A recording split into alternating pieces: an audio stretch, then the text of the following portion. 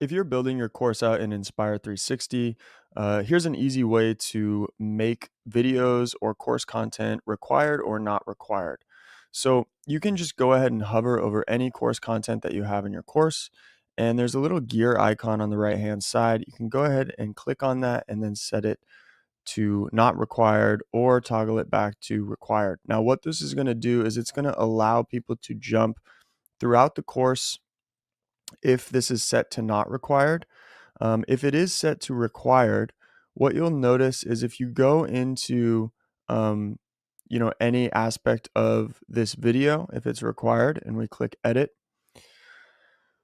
once this loads here and pops up for us, you'll be able to scroll down, and under the required viewing percentage, you can go ahead and select a number. So you could say they need to watch 100% of this, 80%, 90%, etc., before they'll be able to go to the next video.